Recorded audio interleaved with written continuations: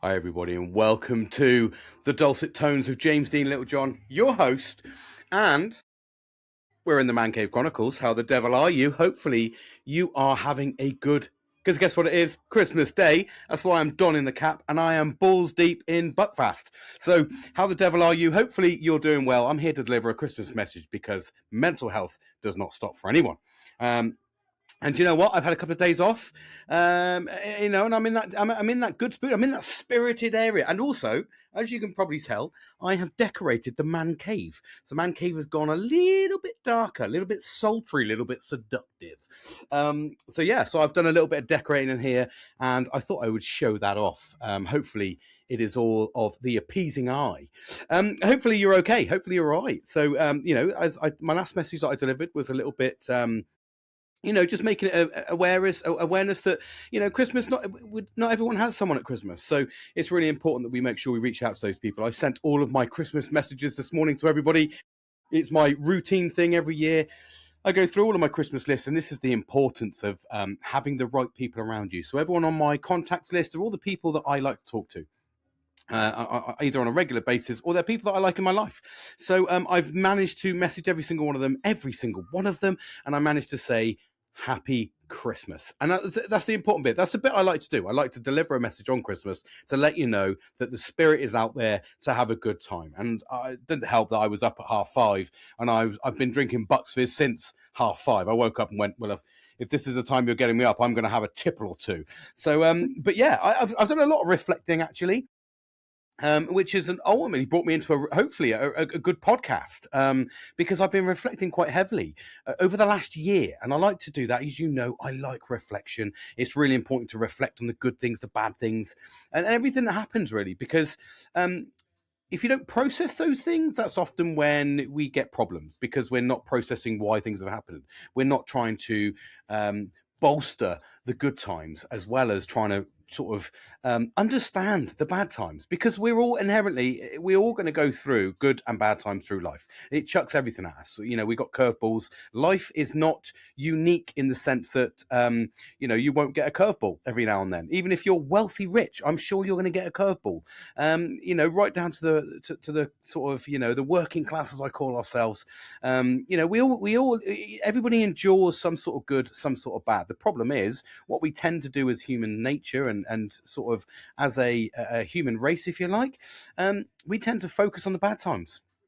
I do it a lot. I do it all the time. I try to focus on the bad times, though, more from a positive perspective to try to understand what those bad times were, how they came about.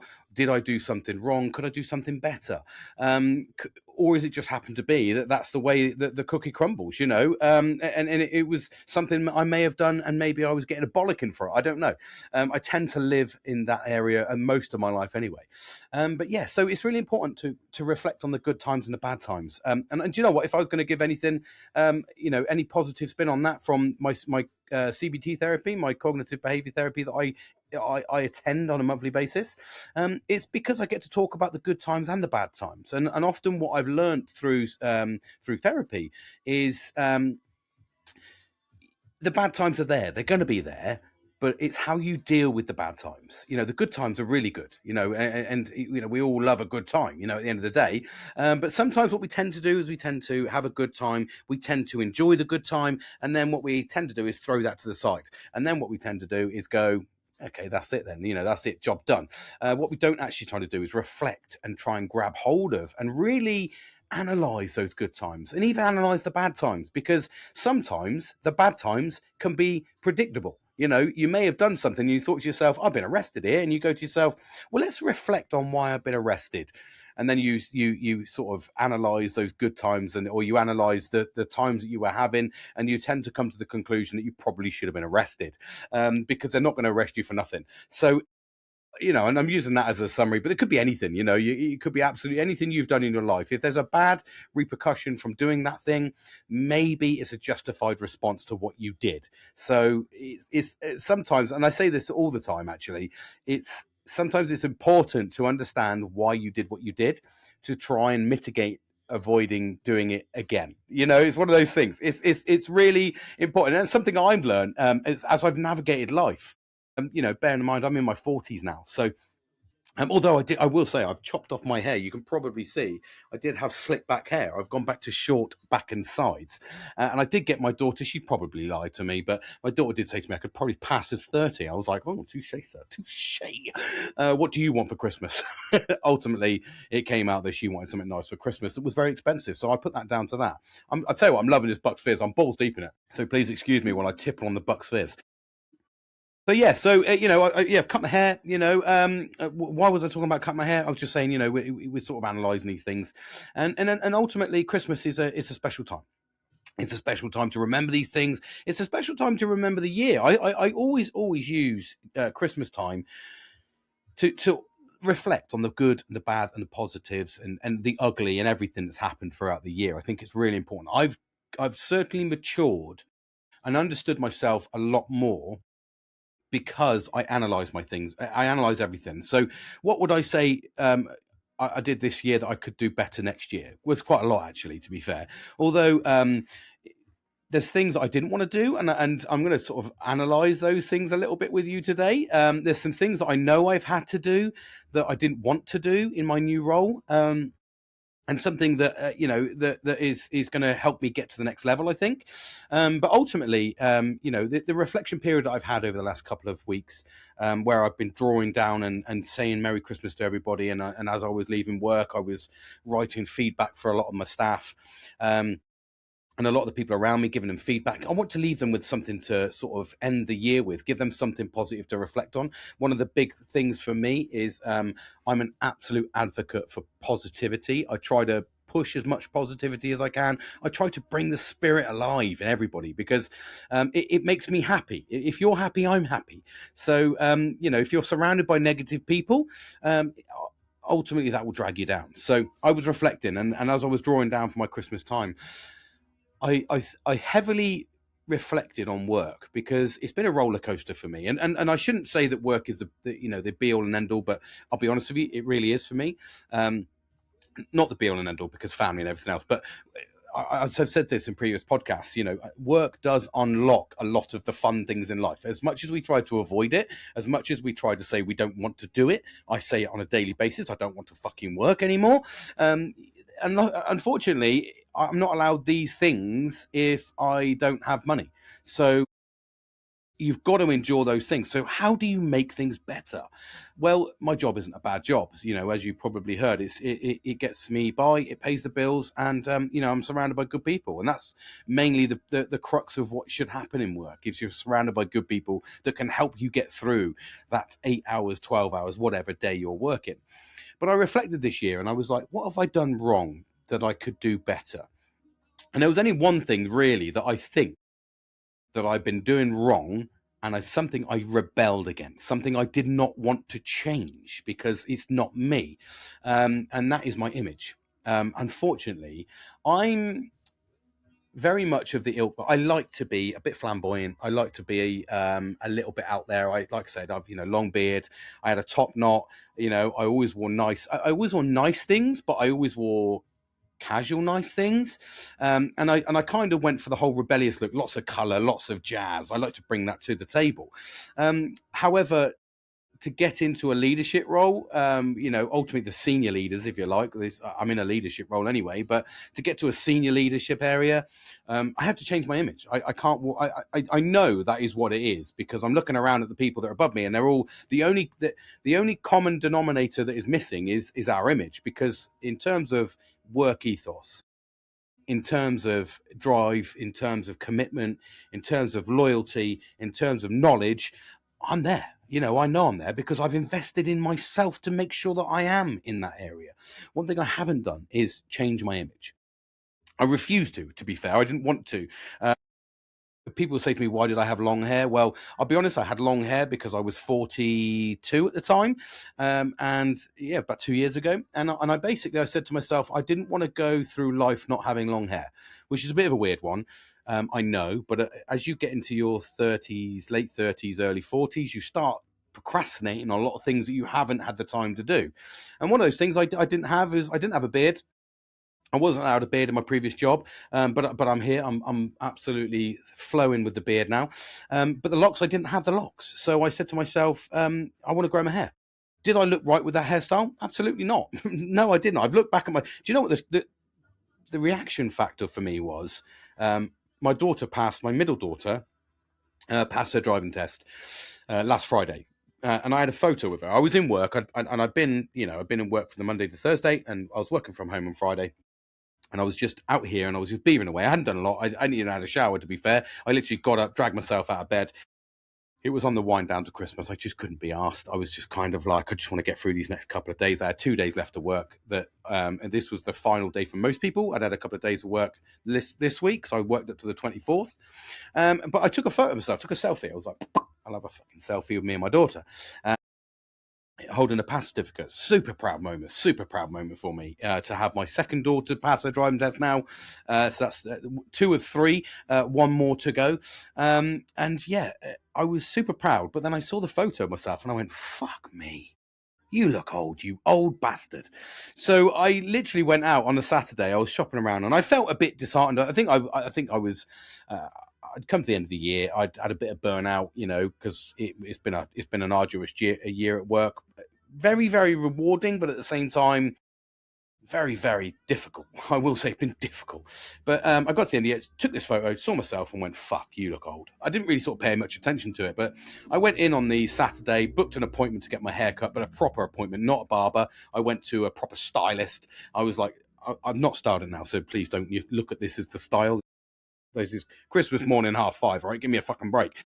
But the woman in there, she went, you're going to cut your hair off. And it was right down, and I'm not talking, it's right down the center of my back. It was fucking it was honestly, I'd grown it solid for 2 years. She couldn't believe it, to be fair. She said, how long have you been growing your hair then? And I was like, 2 years. She went, no. She said, that's not 2 years worth. And I did. I had it shorter than this when I first started growing it. And I was like, no, my hair grows really quick. Literally, I shaved this down the other day and, you can already see it's come back thick and fast. So I am blessed with good genes in the hair department, which is a bit of a bonus, especially in the 40s as a male. Most men now, if they're going to get male pattern baldness, they're already there. My friend, my best mate, he got male bloody pattern baldness at about 19, I think. He had fucking big fucking curly fro, and he literally just he went bald. He receded. Mine is quite bad, but I'm managing to hide it. Or as someone said when I posted the picture on Facebook the other day, they went, James, it's nice to see there's a little less skin than you usually post. I'm not sure whether that was to the receding hairline or that was the fact that I had my clothes on, because the last photo I took, I was on a nudist beach, having my annual nudist beach photo. Long story, don't worry about it. I'm a bit fucking crazy. So I just went and got my hair cut, and then the booster was everyone came out and went, you look amazing, like in the shop. And of course they're probably going to say that because I'm paying them fucking money to get my hair look nice, but it was a nice compliment. Then that did follow into work, and everybody was like, wow, you look so much younger, you look and you know, I felt amazing. I got the response that I didn't expect, but it fed those emotions. I'm telling, look at that. It fed the endorphins to know that, that I'd cut my hair off and change my style, and it turned out for the better.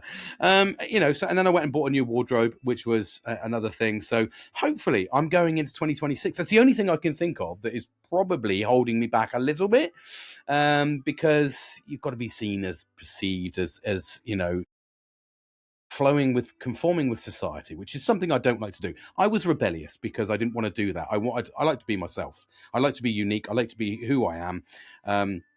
That does sort of feed into the autistic and the ADHD. If you're going to mention something, because I'm going to chuck that in there, but it does. It's my rebellious side, but I got to the point where, James, you've got to play the game. You're playing the game mentally. You're playing the game emotionally and physically, in terms of doing what is asked for me and going above and beyond and all the good shit, to conform to society, which I fucking hate the word conform to society because I don't like it. It's not fun to conform to society, but hey ho, you to succeed you have to do it. So I get that. So hopefully going into 2026, that's the reflection change that I've made for myself. I've reflected on the year and thought, well, I can't do much more. I can't give any more time because I'm already giving fucking oodles of time anyway. I can't give any more knowledge because I'm already giving more than what I should be doing anyway. So I'm like, obviously I still can give more. I will try. But yeah, that was the only thing. And I was like, I'm qualified to the hilt. I don't know what else I can do here. And the only thing I could thought of was maybe it's the image. Maybe it's the image of having slip top knot, fucking long beard tattoos, all that jazz, all out on show. Maybe doesn't show the right depiction of what you need, which I get. I'm not going to get rid of my tattoos. I love my tattoos. I love my uniqueness. I think we're all should have an element of uniqueness. It's like they all say. I saw a little stat the other day that they said every single man should have a unique piece of jewelry because men don't inherently wear jewelry. I don't. I wear an Apple Watch every now and then. Other watches are available, but I wear my Apple Watch, and I've got this. This is my copper band, and that's my only on my necklace that I wear. But they're all given to me by my good lady wife, and I like them. I love them, and it's my uniqueness. And it's I think it's a very valid point.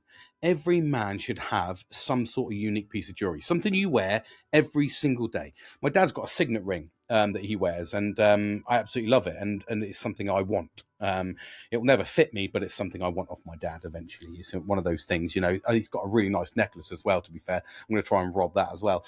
But every man should have a unique piece of jewelry. I think it defines who you are. If you walk around with a nice piece of jewelry, a nice signet ring or a nice bracelet or a nice necklace, something that's a little bit on show, I think it just shows a little bit of you. It shows a little bit of uniqueness, you know, a bit of style, but without sort of making it look a little bit outrageous, you know. So I think that's an important note to pick up there.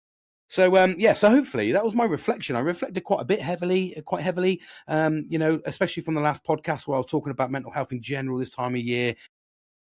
It's important we all reach out to those people, say hello, say Merry Christmas, reach out to the loved ones, and give a little bit back. So that's ultimately what I do here. I give back to you to talk about mental health because it is very, very, very prevalent this time of year. Excuse me, I'm gonna have a sip of the Buckfast. Bucks Fizz, not Bucks Fast. Jesus Christ, Buckfast, I'll be on my back. So it's really important. So that's my goal. And then what am I going to aim for in 2026? Well, I don't know actually. Do you know what? One of the biggest things I've reflected on as well is positivity. It's very easy to talk about mental health in a negative sense. Oh, I feel this. I feel suicidal. I feel low. I feel depressed. I feel overweight. I feel whatever it may be. You know, whatever your mental health woes may be. It's very easy to talk about the negativity of a mental health state because inherently it is shrouded in negativity. You know, just the very mention of suicidal thoughts, it gets my skin crawling because I don't like it. It's not somewhere we should ever be. But I've been there, so I'm not going to sit there and say it doesn't happen because I've been there. Even when I had the world around me, I had family, friends, loved ones. I was financially stable at the time. That was before we got hit by this financial crisis. But there was nothing for me to be depressed about. But I was fucking depressed. I was, dare I say it, suicidal. So I'm not going to say that you can't be negative, but at the same time, I want to really spend some time in 2026 underpinning and reinforcing a positive to a negative. I think that's the easiest way to describe it. I want to push a positive because it's easy for me. It's actually easier for me to smile. It's actually easier for me to talk positively because at the end of the day, and I do this a lot with people. Someone will say to me, you know, they'll offer me a negative thought, and I'll go, okay, then, but have you thought it's maybe because of this, this, and this? Oh, I never thought about it. Yeah, because you went down the negative thought. You went down the negative approach. It's like I could have taken this the wrong way, but I was sat down the other day and I was chatting to my sister-in-law, and it was ironic when she said this because this happens to be the second person I've heard say this in as recent months, and I think it's also because of the epidemic we're receiving around mental health anyway. She said, "I don't believe in ADHD and autism." Now my sister-in-law was a SEN, whatever they call it. I don't know what they call it, but she was a teacher, SEN teacher, and so she has to look after those people. And it was ironic because I said to her, "Oh right," I said, "So do you believe in dyslexia then?" She goes, "Yeah, I believe in dyslexia." I was like, "Right, so you believe in dyslexia? Why do you believe in dyslexia?" And she went, "Well, because my daughter and my husband's got it." I was like, "Oh, okay." I said, "Do you believe in anxiety and panic attacks?" And she went, "Yeah, I do now, but I never used to." And I went, "Well, why is that then?" She said, "Because I've experienced it." I was like, "Oh, okay then." So, but you don't believe in ADHD and autism? No, I don't believe in it. I just think that's people just, why? You've never experienced it. You've never had it. You don't know what it's like to have. Now, I could have taken offense to that, but obviously I played the devil's advocate and said, well, actually, then if you're saying that you don't believe in ADHD and autism because it's a mental health thing, or a mental blocker, if you like. I don't really call it a negative. I always try to put a positive spin on ADHD and autism. But I said to her, you didn't believe in anxiety and panic attacks until you had one, and then it scared the shit out of you, right? I said, well, that's just a mental health thing. That's just a mental reaction to something. Same as dyslexia. Dyslexia is a brain thing, isn't it? You don't see numbers and letters. Yeah, but it's a brain thing then. So why can you believe in one illness and not the other? They're all pretty much associated. It's pretty much the same as, like, I think that, like, bipolar disorder, I've said this before, you can kind of get similar symptoms to ADHD and autism through bipolar disorder. I was tested for that and didn't come out as having bipolar disorder at the time, or I didn't have enough. I wasn't synced enough in terms of the flow of how bipolar disorder goes. It's quite unique, but it's very predictable in how you flow through your negative states.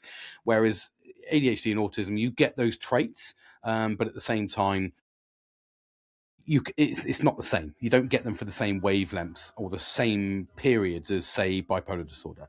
But anyway, I digress. But it was interesting. We had a little bit of a debate, and I said, well, do you know much about ADHD? I was like, no. She goes, well, do you know about the negatives of ADHD? I said, like, procrastination, rejection sensitivity disorder. You feel emotions, extreme emotions, which I do.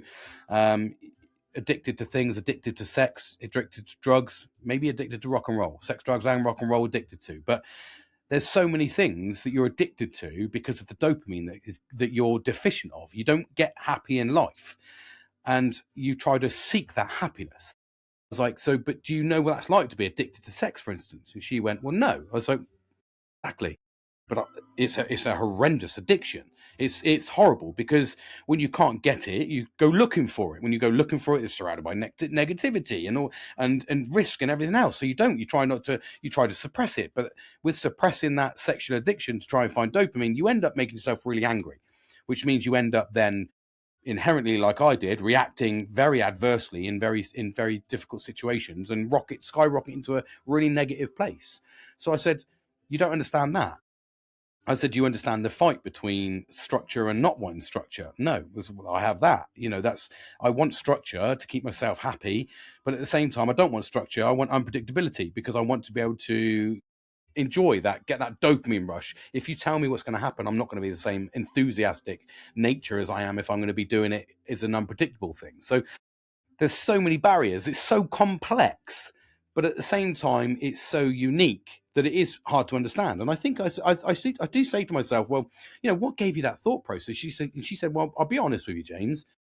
I said, well, please do. Please do. She said, everyone's got it. And they don't. I said, they don't. I said, when you actually look at the people that have been diagnosed with it, as in they've gone through the same process I went through, been physically diagnosed with both by a psychiatrist, taking the medication required for ADHD, that's a person that's got it. I said, what you're talking about in some instances is a parent coming in and going, I think my son or daughter or whatever has got ADHD. Okay, well, and you play to that strength because the mother's told you. Is there a doctor's note? No. Have they been through psychiatry? No. It's the same as when I go to work and there's people go, I've got ADHD. Have you ever been diagnosed? Oh, no, I don't want to get diagnosed. But you haven't got ADHD then, because what you're inherently doing is playing down my diagnosis because you think you have what I have, but you were not willing to go and get diagnosed. Now, there's two reasons that you wouldn't go and get diagnosed for ADHD or autism. And that is, number one, you haven't got it and you're worried about getting told you haven't got it. Or number two, is there a number two? I don't think there is a number two. I think if you're not willing to go and get diagnosed, you haven't got it. Or you're potentially worried that you haven't got it and you don't know what to do about that. So, but if anybody genuinely, like I genuinely fought for mine, I got to the point where I was like, I've been through cognitive behavior therapy. I've been through years of fucking turmoil, years of doing stupid shit, years of in and out of fucking being arrested, court appearance, everything, you name it. I did all of these fucking things. And everybody just thought I was batshit crazy. Well, I am batshit crazy, but there's a reason why I'm batshit crazy and I do these things. And that's where I'm learning about 2 seconds. I'm just going to whip this down a second because I think I was talking over my music there, which I didn't have it set to the right level. So I apologize for that. It's better. It's better. But yeah, so I fought for mine. I said I absolutely went like, it took me to write a letter to my doctor. And so I'd been through cognitive behavior therapy.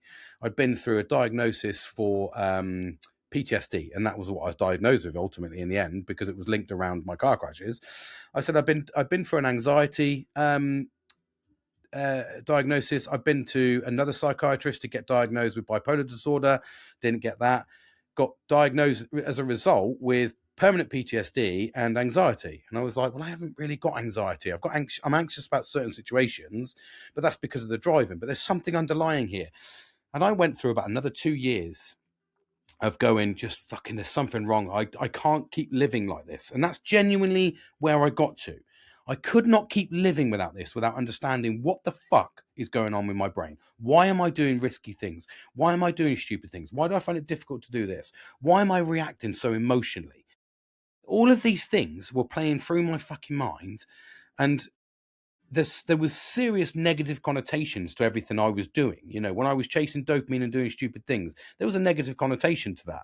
Like there's lots of things that I've done, and I wrote this in a letter. Not lots of things I haven't explained to you, lots of things I probably won't share. But if I shared them with you, you'd understand. But when I shared them to the letter with my doctor, I shared it on the I wrote it on the Sunday, I think it was, because I'd had enough. I thought to myself, there's more to this. I'm chasing constant things. I'm constantly looking for something, whether it was sex, whether it was drugs, or whether it was rock and roll. I was constantly looking for something. I can't fucking keep living like this. This is horrendous. And I think the only thing that was keeping me a little bit sane was the autistic side of me, because I was keeping routine, keeping structure. I needed to be, I was keeping my job. I was keeping everything was going because I had the element of, when you talk to people that have just got ADHD, there is a huge difference between someone with just ADHD and ADHD and autism, which is crazy to say, but there is a huge difference because a lot of the negative filters that you would get hold of through ADHD alone, I don't have because they're supplemented by the autism. And that's where I was diagnosed with both. And that's what's kept me a little bit sane. But at the same time, when I wrote this letter on a Sunday, and I wrote it, I was in the man cave and I was writing this letter and I wrote everything. I wrote, I'm addicted to this. I've done this. I've done this. I've done this. I'm addicted to this. I did this. I did this. You know, all of these things I wrote down in a full paragraph of what I'd done. I was addicted to pornography at one point. I was addicted to, and that's just because of the dopamine of sex. It wasn't really, it was the visual representation of having sex, trying to avoid not having sex, if you know what I mean. So there's lots of things. Alcohol, absolutely addicted to. There's lots of things I've been sort of supplemented to that have tried to get me through life. And, it was always reacting emotionally. Like, there was one time, and I'm happy to share this actually, because it was quite a difficult time for me. But one of the biggest things was fighting. Well, I would get so emotional. I would get so emotionally responsive to a situation that I didn't care who you were, what you were. I was like, I've got an adrenaline high here, so let's go and have a fight. And through my 20s, that's ultimately what I was doing. And what it led to, believe it or not, was potentially picking on the wrong person at the wrong time. And I was defending a friend, which ultimately resulted in me and ended up, whilst I was in the Royal Air Force, going to Crown Court. And I had a 4-day trial against me for ABH. Now, I pleaded pure innocence to that. I was not guilty. And I went through the 4-day trial. I had a jury. I had everything. I was in the Royal Air Force. I had, I had everything to lose. Everything to lose there. I was even looking potentially at a £10,000 fine and up to 10 years in prison. That is how serious this incident was. Fortunately for me, very fortunate for me, I was innocent. Transpired that the guy was completely and utterly lying through all of his statement and everything, which came about through his own witnesses. His own witnesses said that he was on drugs, and he said he'd had 2 drinks. Turned out he'd been on a bender for about 8 hours. He was doing cocaine and ecstasy, which is one of the reasons that it made it so bad for him, because he kept getting up and coming at me which meant I kept having to hit him down. So and he kept coming back. So and ultimately that's the nature of the beast, if you like. It was a difficult time, but I knew I was innocent because I was like, he stole my hat, ripped my necklace off my throat. Basically, he stole my hat off me, wouldn't give it back. Ripped my necklace at the time, which isn't this one. It was an antique necklace. I never got back. It was my 18th birthday present from my mum and dad. And I was about 26, I think, at the time. So I'd had it about 8 years.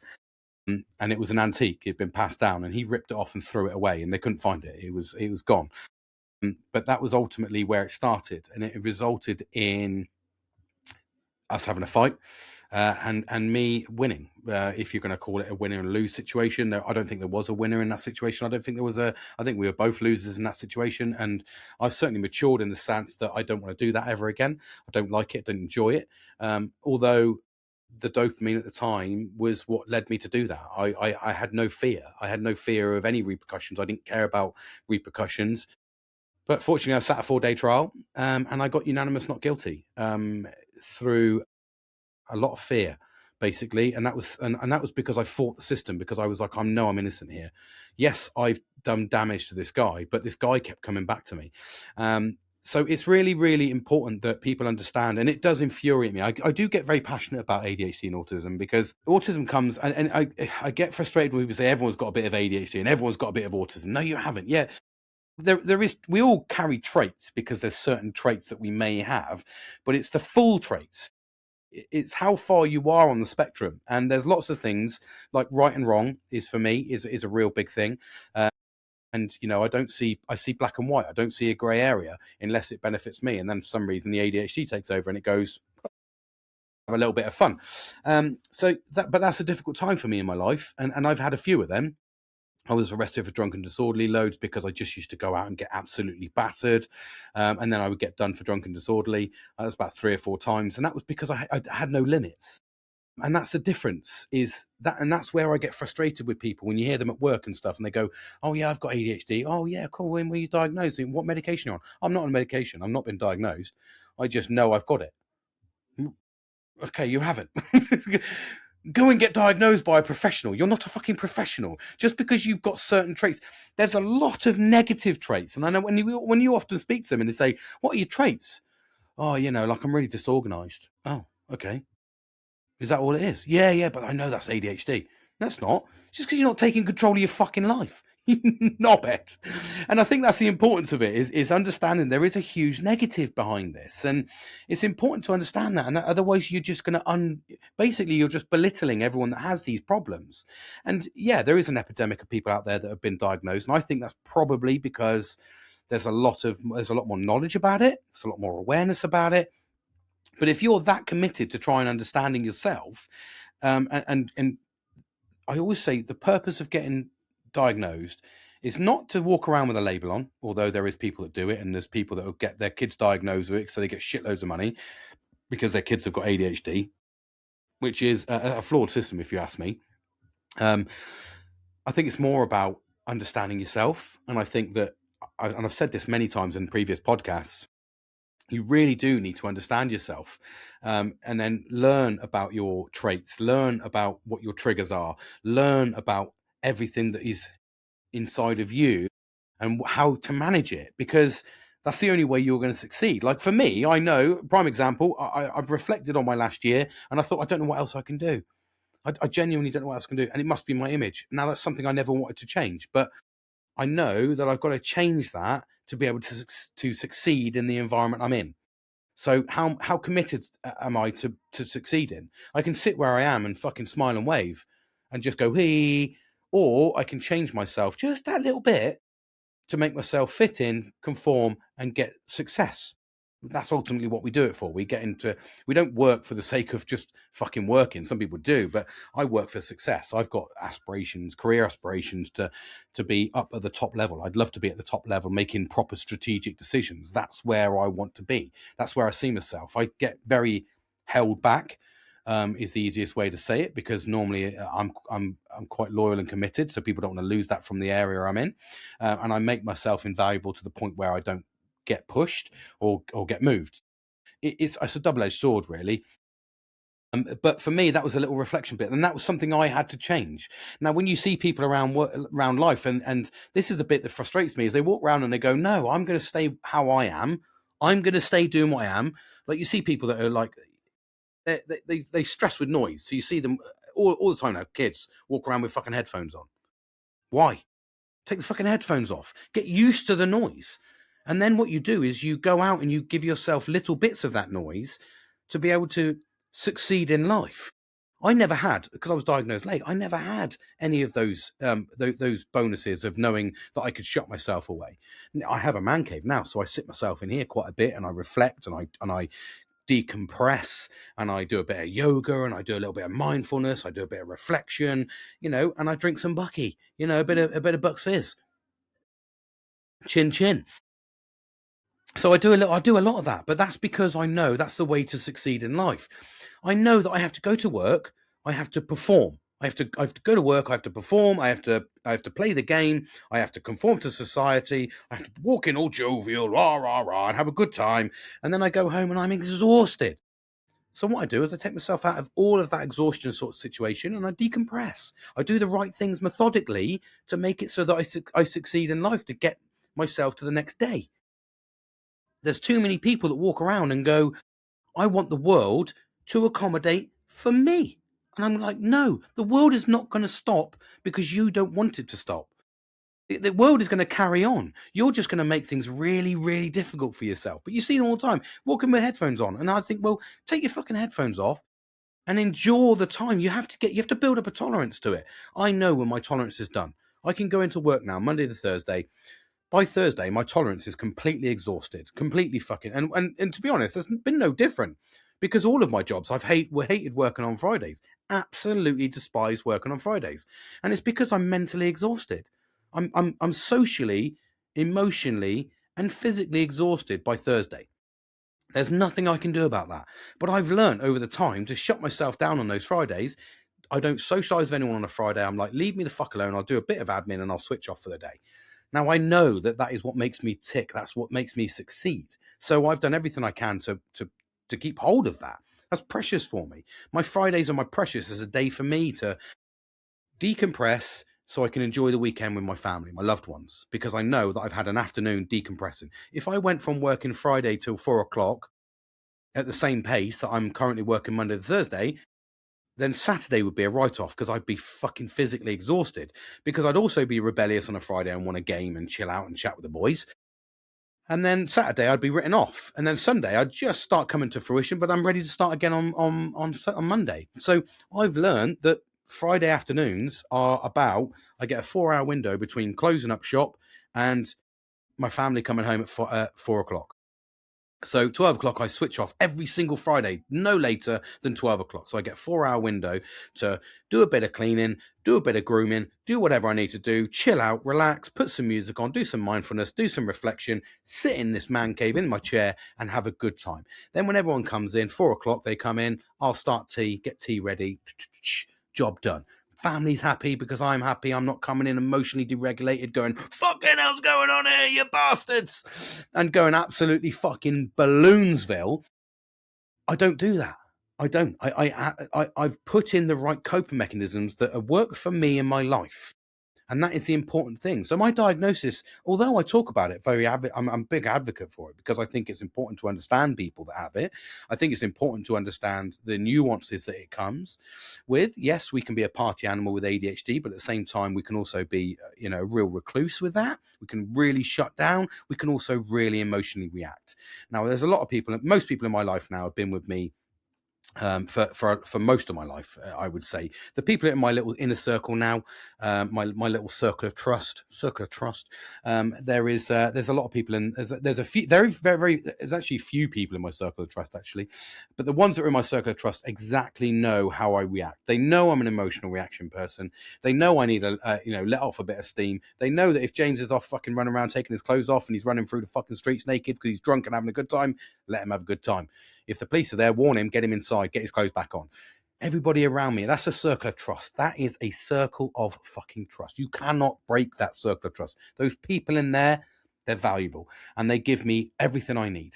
and there's very few people in there, that's circle of trust. I would probably say five in my circle of trust. I would probably say 4 men, 1 woman, and I would say the only woman that's in my circle of trust is my wife. She is absolutely, she has endured the best part of 26 years of shit from me, is the best way to describe it. And do you know what? I'm gonna shout out to her today, because, she brought together Christmas like she does every single year. She absolutely makes a commendable effort.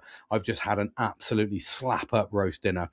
And she is the glue of this family. But more importantly for me, I spoil her every year. I have to, because she's put up with so much shit from me. But it's really nice to reflect on the kindness and the happiness that certainly she's brought to me through 2025. I would say that there's a couple of people that have brought some really, really good times. And I would say that 2025 for me, albeit has been difficult work-wise, that's probably the only thing that I would say has been a bit difficult for me, because I didn't get what I wanted.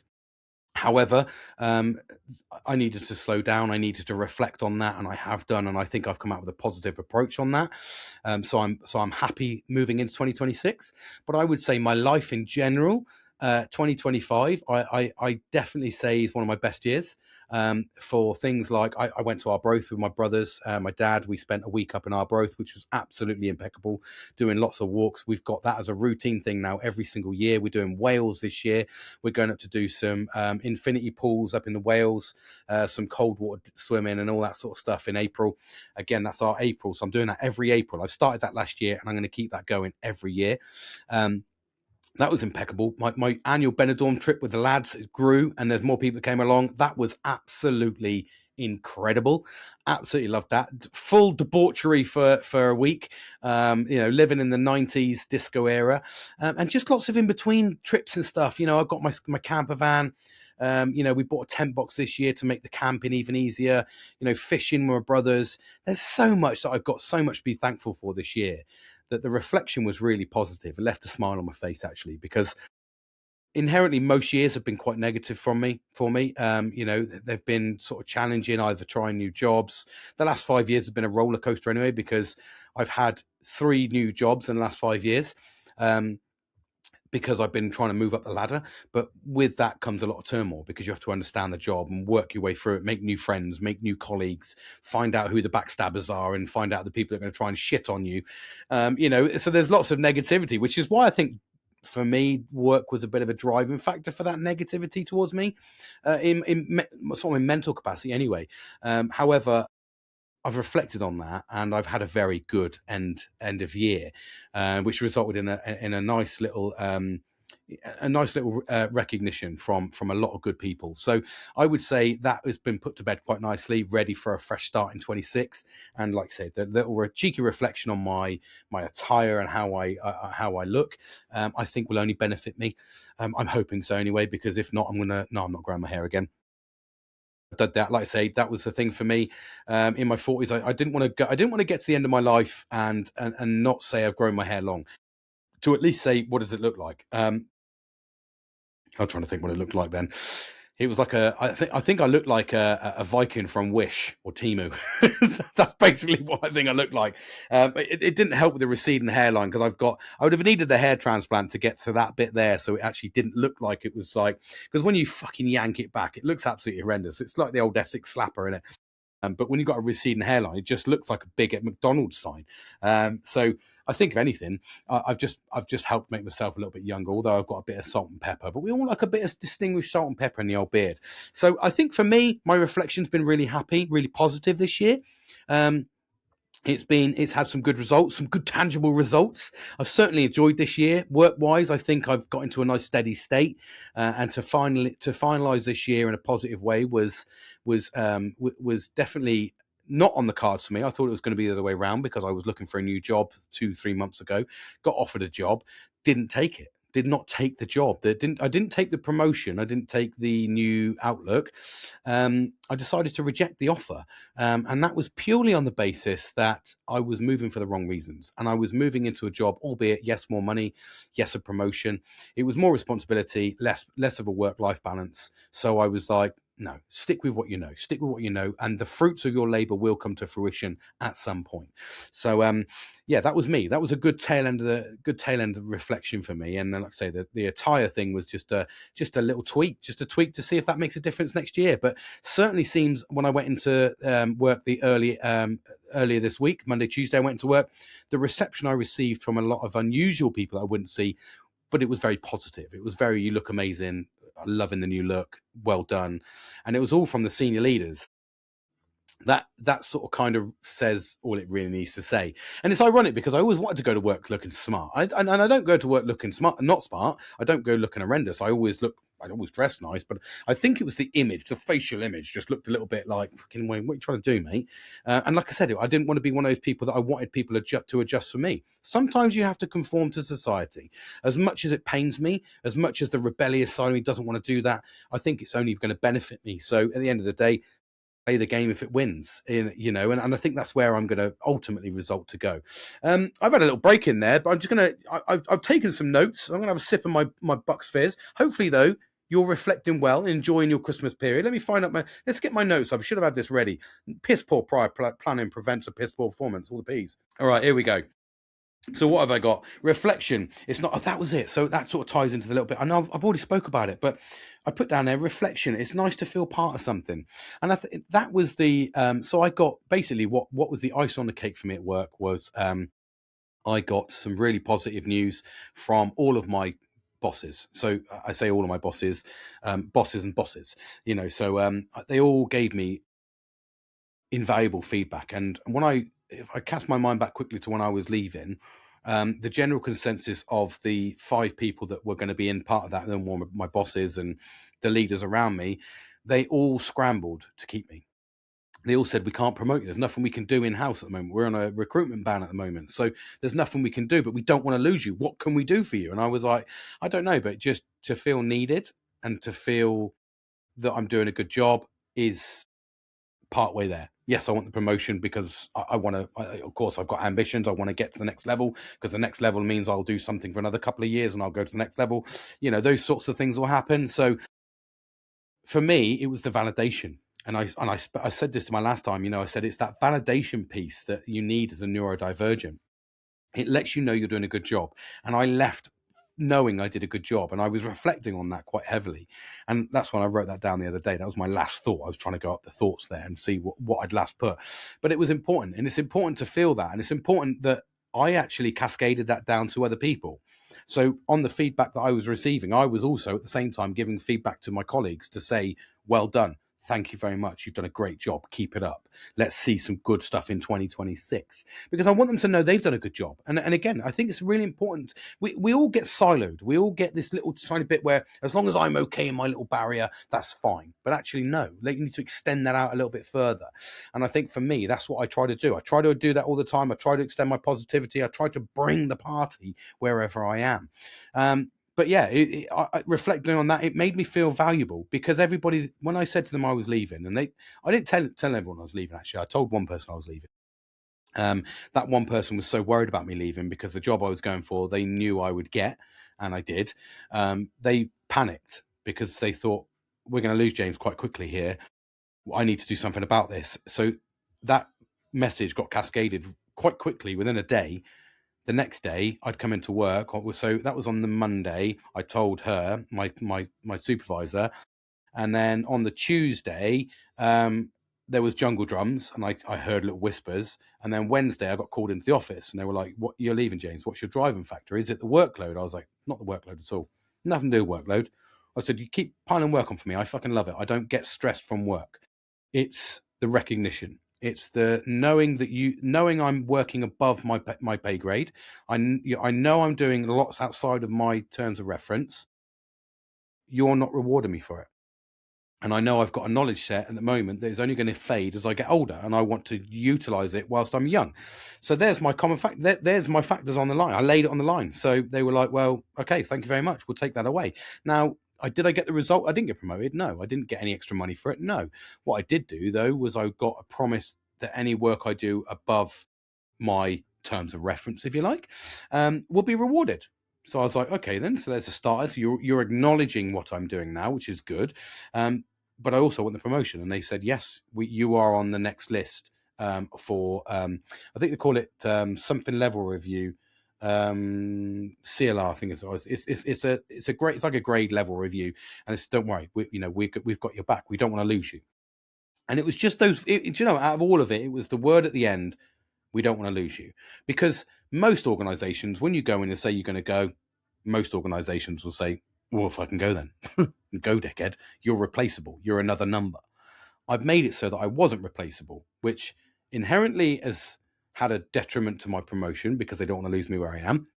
Get that. But also at the same time, they acknowledge what I do. So they value me. So they want me to keep succeeding. So, but there's a balance, and that balance will come in good time. So for me, that it's being able to express my frustrations. My frustrations were taken on board. I was validated, and it will come to fruition this year. I've made a tweak where I think that I've made that, I needed to make that tweak, but ultimately it was nice to feel needed. And I think that is ultimately what men want in general. I think want to feel needed. We don't often always feel needed, but for us, it's that extra bit of validation to feel needed. So yeah, that was a good result. And then what did I write? I did write something else down here that I wanted to talk to you about, actually. What's this here? What did I put? Feeling good is a basic mental health booster, and this is the mental health bit. So I'm going to wrap into the mental health bit here. I think it's important to get back to the grassroots of what I'm here for. Not just talking about neurodivergency, but talking about mental health in general. Now, one thing that I took charge of this year, and I think that if you're feeling low, if you're feeling depressed, stressed, whatever it may be, what's the first thing that normally disappears? The first thing you stop doing is looking after yourself, don't you? That's the first thing. You'll either start putting on weight, you'll overeating, you're drinking lots, you're drinking excessively, you're not exercising. You may not look after yourself. Tatty clothes, you won't get a haircut, you won't trim your beard. All of these things are telltale signs for a man that is not happy, that is not looking after themselves. And to be fair, that goes across the board. If you see a woman like that and you think all of a sudden she comes in dolled up, and then a couple of weeks later she is all of a sudden coming in like a bag of rags, you think to yourself, there's something up there. I don't know what it is, but there's something up there normally. And then when that becomes like, sometimes you play that as like, maybe he's having a bad day. When it starts becoming a prolonged issue, so you're not looking after yourself for prolonged periods of time, and it becomes effectively noticeable, then that's normally when we would have to step in. So someone would step in, friend, colleague, loved one, someone close, and go, are you okay? That needs to extend. It shouldn't just be anyone that's loved, close friends, family, loved ones. It should be anybody. You should be empowered enough to walk up and say, is everything okay? Because you might be that independent person, that person, you might be the individual that person needs to speak to. You might give an impartial view. I spoke to someone the other day, and I think I spoke about this in my podcast, and it's a lady. She looked really, really sad. It wasn't her normal self, although she has got what I like to call a resting bitch face anyway. I'm allowed to say that because my wife's got a resting bitch face. I never know whether she's fucking happy or not. She's just a resting bitch face, so she says. Either she's just completely unhappy, possibly. I don't know. I'm blinkered. But she was really unhappy. And I was like, I'm going to have to ask her if she's okay, because there's something not 100% right there. So I stopped in and I just said, is everything all right? Are you okay? So it transpires that she was on a holiday with her husband, and her husband had died. He was close to death. It was probably, they didn't think it was going to happen as quickly as it did, but he passed away on the holiday. He didn't make it back home. She said, out of all of this, she said, I knew he was dying. It was dealing with all of the administration and the funeral and everything. She said, I was doing it on my own. I didn't know moving his pensions across and and understanding all these things that are all new to us, because, no one had passed away in her family that had been close where she'd have to do any of that organization. She was stressed. She didn't like work. All of these things, and you don't like work, but she'd let herself go for a few weeks. And I said, I've just noticed you're not 100%. You're not walking around with the same gusto and vigor that you normally do. Transpires, like you say, she lost her husband and she broke down into tears with me. I was an independent person. We barely ever spoke, but she felt comfortable enough to cry in front of me. Now, I'm not an emotional person in that sense. I don't get upset like that. So sometimes it feels a bit awkward, but in this situation, I was like, no, I'm going to be here for you. So are you okay? So, a cuddle and a good listen for an hour helped that person. And she spoke to me about a couple of days later and said, thank you very much. And I said to her, the first thing you need to do is I said, out of everything, if there's nothing you do in the morning, even if you get to the point where you don't feel like eating, you've got no appetite or anything like that, I said, make yourself feel good. I said, put on a bit of makeup. And I didn't mean like put on makeup, you're fucking ugly. I meant put on a bit of makeup, do your hair, put on a nice dress. I said, I know it will feel controversial because you're not in the mood to look good. I said, but you will feel good. If you feel good, and you will naturally walk around, and what's the first person someone says when, if someone comes in with a nice dress on, or, I do it all the time, the hair's been cut or they look pretty. I say, oh God, you look really pretty today.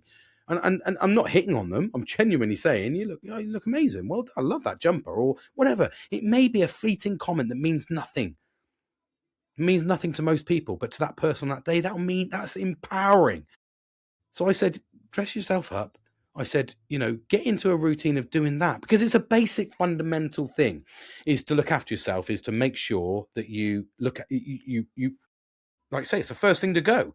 Weight goes on, disheveled beard all come out here, hairs everywhere. You may not put deodorant on, so you may be walking around stinking. I don't know. But that's the first thing that goes. It's certainly the first thing I noticed was people were going, oh, God, you're right, James. You've not done your hair today, or not done this, or are you okay? You're really quiet. Or what people tend to say to me in work is they can see it in your eyes. So my eyes go very dull. They don't have the same shine. I've got green eyes normally, but they go like a really dull green. And everybody says, we know when you're not in the right place. It's such an easy tell is your eyes. Your eyes don't show the happiness. And I'm like, wow, that's really amazing. And that's like, because normally I'm quite a jovial person. I like to be happy as much as I can. Yes, there is a lot of sadness around my life. And, I've broken into a little bit of that sadness in these podcasts, but I'm putting those sadnesses to bed. I think it's important that I've acknowledged them again. And I think it's important that you acknowledge the context, and the context of me sharing those negative experiences with family or my life is mainly because I want people to be aware that other people, you don't know what's happening behind closed doors. So the message there for that situation was, be careful about how you talk to people. Try to be positive. Try to be as positive as you can in the day. And when you speak to people and when you acknowledge people, try and give that friendly hello, that friendly wave. You may walk past someone and say hello to somebody and be the only hello they hear. But you said hello. You've said, oh, that person said hello to me.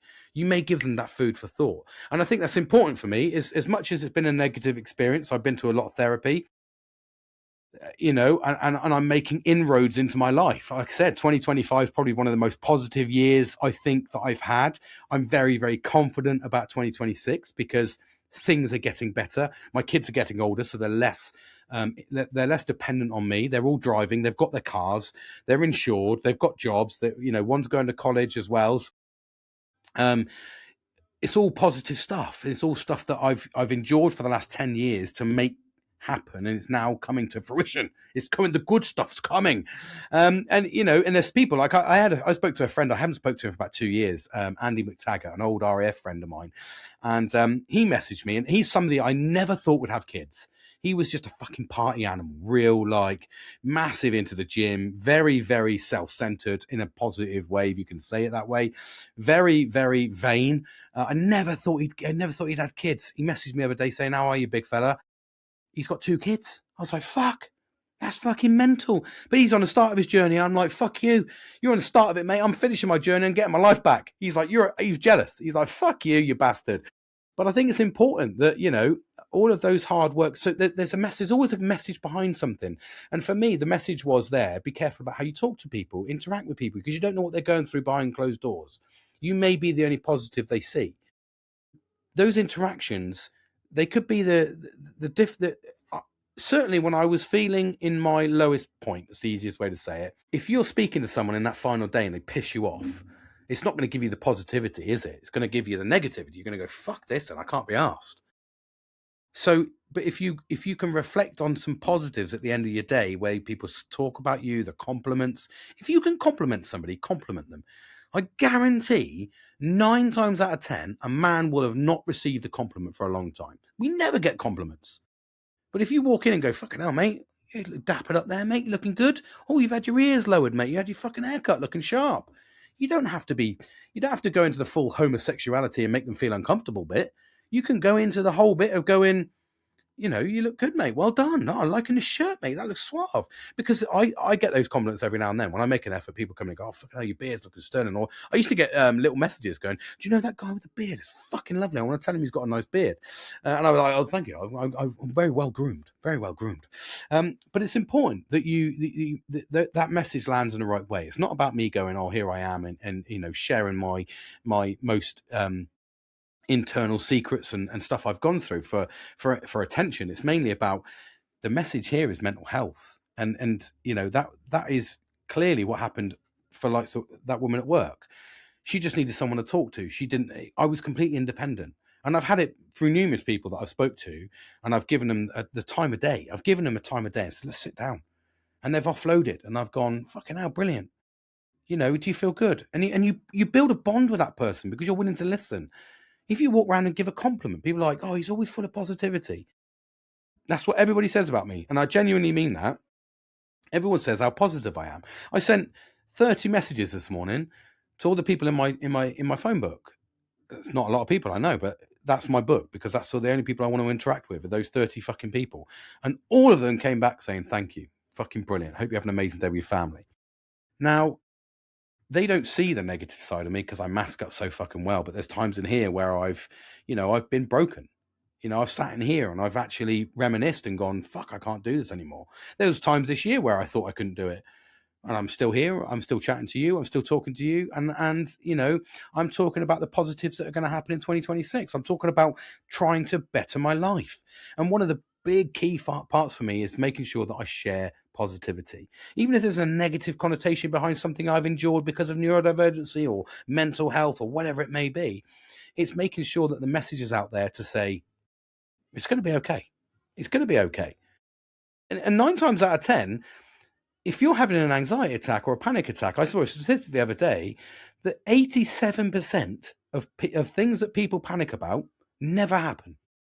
Now, yes, there's a small percentage, and you could say, I did see a nice devil's advocate fucking scenario here saying, because I procrastinated and I worried about all those things and gave them all anxiety, I didn't make them happen. You could look at it that way. It didn't happen because I worried about it so much, so I didn't let it happen. And in most cases, I would say, if you're going to scientifically back this, they won't happen. You can worry about it. It's like the amount of times you go, oh, my boss is going to talk to me. He's going to fucking rip me a new ass, so I've done something wrong. Go in and they go, you did this. Don't do it again. Because at the end of the day, we're all humans. We all make mistakes. Every human makes a mistake. No human is perfect. No human. I don't care what you fucking say. Even if your mum's told you you're perfect, you're not perfect. All right? It's as simple as that. Nobody is perfect. And I don't want to be perfect. An imperfect world is a better world. That's our unique. That's why we all got unique fingerprints. Because we're not perfect. We're all unique. You need to hold on to that uniqueness and make yourself unique to stand out from the crowd. More so important than ever with the way that social media goes and try and stand out from the crowds. But it's really important that you spread that that positive message. I think for me, I'm going to wrap up there actually because it's Christmas Day and I'm conscious that I'm close to the bottom of my Bucks Fizz. Chin chin. I'm close to the bottom of Bucks Fizz. I'm going to go and see the family. I'm going to get some chocolate and I'm going to have some more nibbly bits because that's what it's about. Because today is my debauchery day. Although I started with an amazing healthy breakfast, and then tomorrow I'm back on it, back on the run-in, back on the cold water dips, ready for my cold water dip that I'm going to do. I'm going to do a little live segment for that cold water dip we're doing on New Year's Day. We're going down with the big crew from Hampshire. We're going to go to Bournemouth Beach and we're going to jump in the sea and do a cold water dip for the 1st of January. That's how we're starting this year, positively with a cold dip. So yeah, that's it basically. I just want to, like I say, wrap up. Basically make sure you keep yourself sane. And like I said, if there's nothing you can do in a day, just make yourself look good. If you look good to you, As long as you put on a nice dress, put on something nice, bit of aftershave, bit of perfume, some makeup, whatever you want to put on, however you want to do it. Make sure you do it, because you will get compliments. You will naturally get compliments, and you will also, even if you didn't, the fact that you've done it, you've broken a barrier. You've made yourself positive. You'll feel good. You'll walk around feeling amazing, and you will project that positivity. And if you keep doing that, that's the basic thing that you should do. If you just do that, change your mindset. It will change your mindset for positively, in a positive way. I can't even talk now. I'm going to stop talking. Anyway, thank you for listening to me. Hopefully, Merry Christmas. I am going to come in. I've got another couple of podcasts coming up. Lots to talk about, I say, because I go off on a tangent. But Merry Christmas. I hope you have an amazing Christmas day with all your family, loved ones, friends. If you haven't got anyone you listen to this, you've got me. I'm talking to you right now. So Merry Christmas to you. And I look forward to talking to you all soon. So take care, everyone.